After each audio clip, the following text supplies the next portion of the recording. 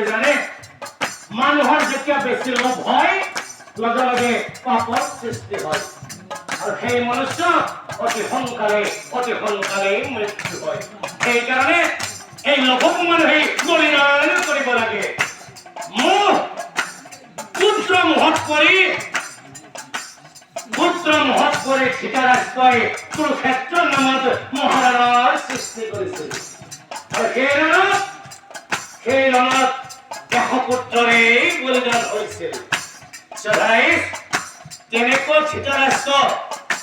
এতিয়াও আমাৰ সমাজতো কিছুমানক দেখা যায় লগাতকৈ মানে জোখতকৈ কেতিয়াও নিজৰ ল'ৰা ছোৱালীক বেছি মৰম কৰিব নালাগে যদি আপোনালোকে কৰি আছে তেওঁ ভুল কৰি আছে আৰু যদি তেনেকুৱা কৰে নহয় সেই ধৃতৰাষ্ট্ৰৰ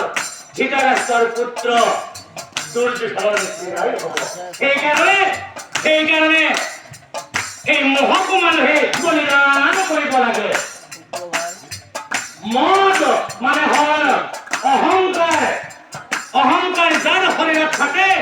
সেই মানুহৰ হৰিৰ নামো মুখেৰে নোলায় আৰু যি মানুহৰ হৰিৰ নাম মুখেৰে নোলায় সেই মানুহ কোনো কাৰণতে স্বৰ্গত স্থান নাপায় সেই মানুহ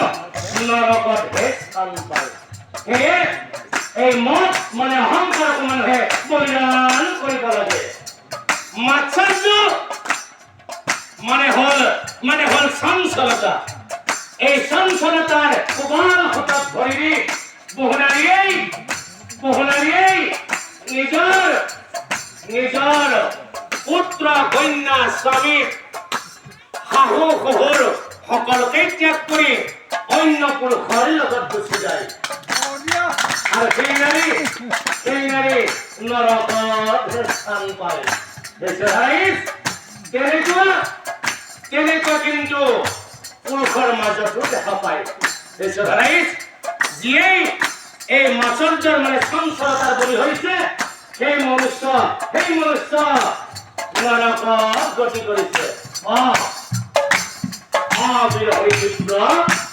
সেইকাৰণে মই কৈছো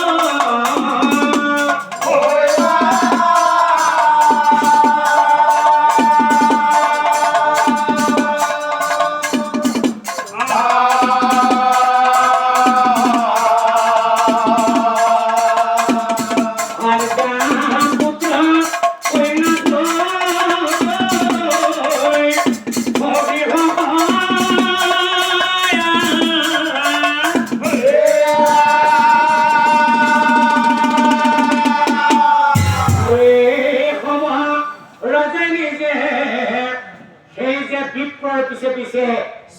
চুপি আহিছিল এই খবৰ গছৰ আঁৰত লুকাই ৰজাই চাই